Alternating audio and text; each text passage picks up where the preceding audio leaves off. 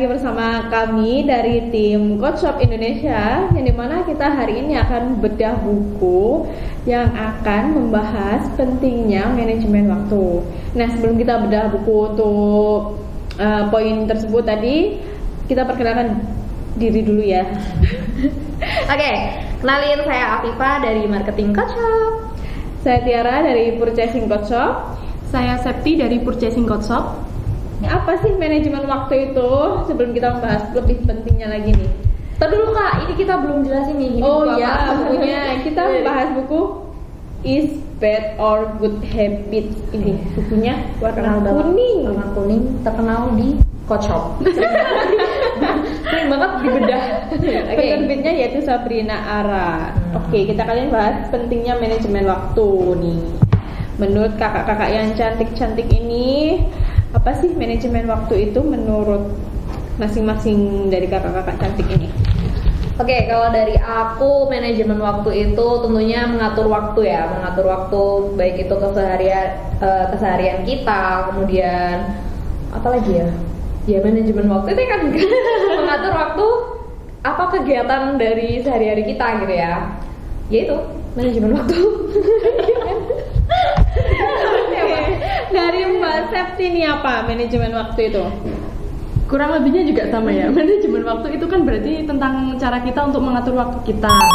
Mengatur waktu itu dimana yang dimaksud itu dari prioritas kita dulu. Lebih gampangnya tuh kita jadwalin dulu nih mana yang menurut kita prioritaskan sampai yang enggak. Intinya gitu. Intinya tentang yang pertama itu yang kita prioritaskan dulu itu apa. Nah, selanjutnya mungkin itu yang enggak urgent gitu. Jadi penting-pentingnya kita untuk ngatur waktu gitu. Ya, benar banget, makanya dijelaskan di buku ini pentingnya manajemen waktu. Oke, di sini ada 4 faktor untuk mengembangkan manajemen waktu. Yang pertama ada setting goal and priorities, yang dimana penentuan tujuan dan prioritas. Seperti yang dibilang Mbak Septi tadi nih. Gimana nih? Jadi gini ya, kalau menurut aku itu biasanya nih, misalkan pada hari ini kita memprioritaskan diri dalam pekerjaan. Misal nih, karena kita sebagai pekerja ya, oke, dalam pekerjaan kita hari ini tujuan kita misalkan kita menyelesaikan satu pekerjaan dulu. Nah, jadi yang kita susun dalam skala prioritas kita pada hari ini yaitu satu pekerjaan itu dulu. Nah, setelah itu selesai baru kita bisa pindah ke pekerjaan yang lainnya kayak gitu kan. Dari Mbak Mi mau apa? Mau ada yang ditambahin nih? Ini kan setting goals and prioritas ya. Setting goals berarti mengatur tujuan awal kita gitu ya. Tujuan awal kita mau ngapain hari ini, apa aja, kemudian disusun prioritasnya yang paling penting. Yang paling penting. Nah, kalau nggak dikerjakan duluan tuh gimana tuh? Wah, berantakan nggak sih? Pasti. Untuk yang kedua nih, mekanisme perencanaan dan penjadwalan. Nah banyak banget nih. udah dibahas juga kan yang dari yang pertama, maksudnya berkaitan gitu loh, mekanisme perencanaan. Nanti saling berkaitan gitu. Nah, kalau mekanisme sih kalau menurut aku ya itu tadi beda-beda. Ya kan tergantung dari yang dijadwalin apa yang bagaimana sih mereka mengerjakan yang sudah dijadwalkan. Iya benar, gimana mereka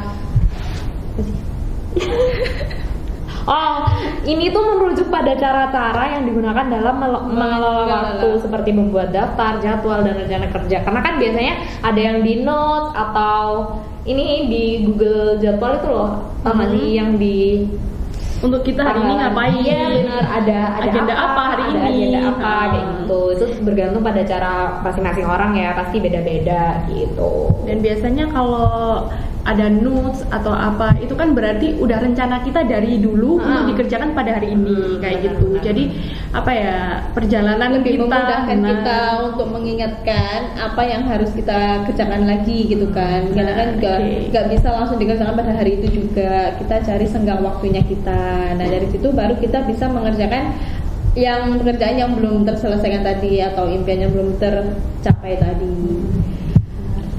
Oke, untuk yang ketiga, kontrol terhadap waktu. Wow. Nah, ini jadi kita nggak hanya menjadwalkan aja, tapi kita juga mengontrol waktu yang sudah kita jadwalkan. Apakah itu berjalan dengan baik atau ada distraksi-distraksi yang membuat kita untuk jadi mundur gitu ya waktunya. mundur gitu. Nah itu gimana gitu kan? Jadi misalkan gini nih, maksudnya aku mau tanya sih ya di sini mau tanya. Misalkan nih kita udah bikin jadwal nih misalkan jam 7 pagi sampai jam 9 pagi nih kita mau baca buku dulu lah untuk pekerjaan kita nanti atau besok. Nah ternyata jam 9 pagi nih kita belum selesai. Padahal kita udah target buku ini harus aku baca sampai halaman 5 nih sampai jam 9. Ternyata jam 9 masih dapat 4 halaman kurang 1. Nah kalau kita lanjut ke halaman 5 akan lebih dari jam 9. Padahal lebih dari jam 9 tersebut kita ada jadwal lain lagi. Nah kalau kayak gitu gimana nih menurut kakak-kakak ini?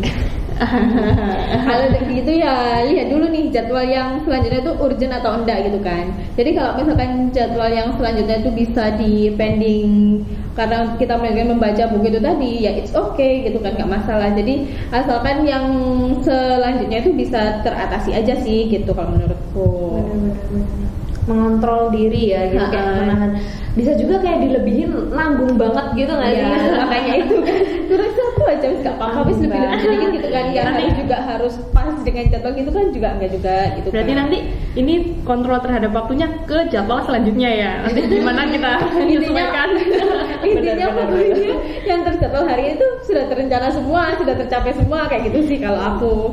Meskipun jadwalnya bereset-bereset, it's okay, nggak masalah. Yakin gak masalah. Nggak masalah, soalnya terlampaui semuanya pada hari ini seperti itu.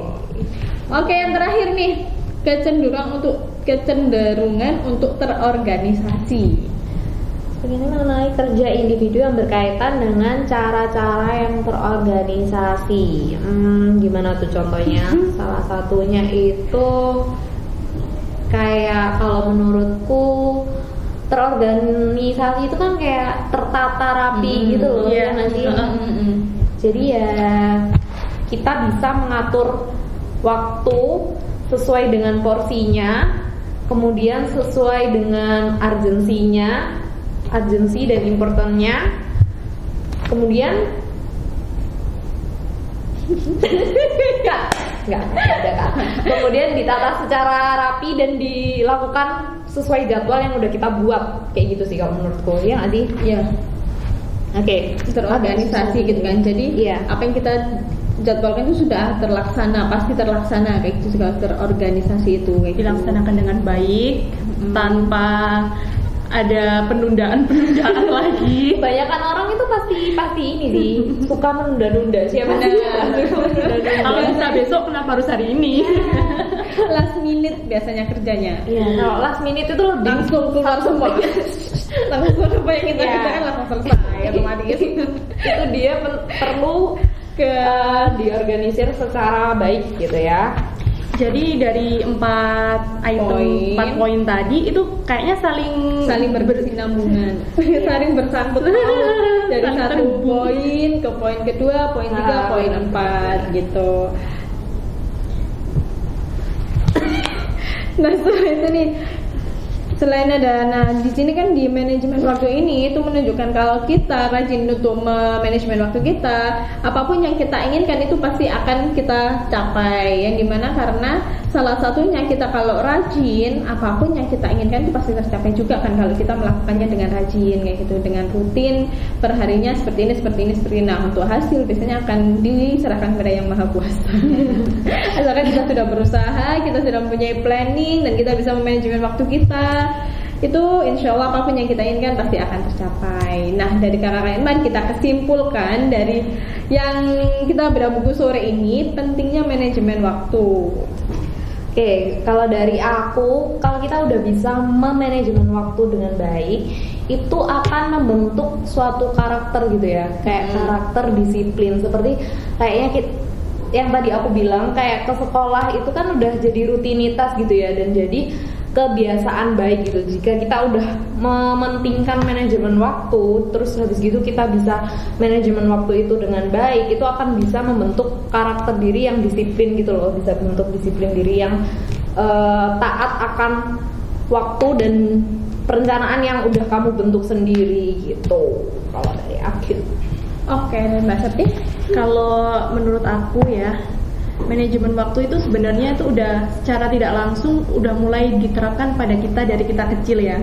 Misalnya jam 7 itu masuk sekolah, pasti jam 7 kita harus sudah ada di sekolah. Nah, secara nggak langsung dan secara kita nggak sadar itu termasuk cara kita sudah menerapkan tentang manajemen waktu. Nah, yang paling berat tantangannya itu setelah kita dewasa, karena apa ya? Sudah nggak ada sekolah lagi. Nah, ketika kita sudah tidak ada yang menuntun untuk melakukan manajemen waktu tersebut, kita yang akan memanajemen waktu kita sendiri. Nah, itu kayaknya tantangan banget gitu loh untuk diri kita, karena apa ya? Kayaknya itu terasa sulit karena kita tipe-tipe orang yang mungkin nggak kita ya, kebanyakan aku ya, yang suka maksudnya. Oh, ini kayaknya nggak terlalu penting sih, besok aja. Padahal hari ini nggak ngapa-ngapain gitu loh. Kayaknya manajemen waktu itu nah juga termasuk juga sih tentang mood juga. Jadi apa ya? Yang nggak ada ruginya juga untuk manajemen waktu. Cuma apa ya?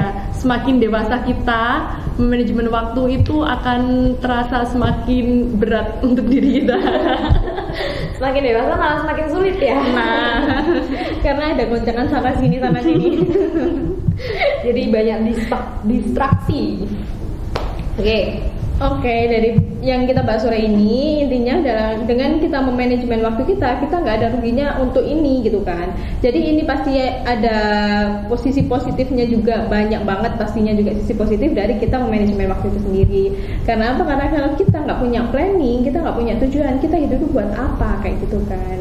Nah, dalam kehidupan itu pasti ada planningnya, yang dimana dengan planning itu kita bisa memanajemen waktu kita. Planning itu tuh mau dicapai di tahun berapa sih, mau tercapainya di tahun berapa, dan untuk langkah-langkahnya seperti apa. Nah, itu juga perlu.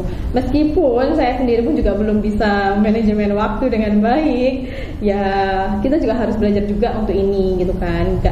Bukan berarti kita nggak bisa, kita diam aja gitu, enggak. Tapi dengan adanya beberapa buku ini kita bisa mengelola dari manajemen waktu kita sendiri juga gitu. Oke, cukup sekian dari yang bisa kita sampaikan pada sore kali ini. Saya dan tim saya dari Coach Shop Indonesia undur diri. Sekian, terima kasih. Selamat sore. See you next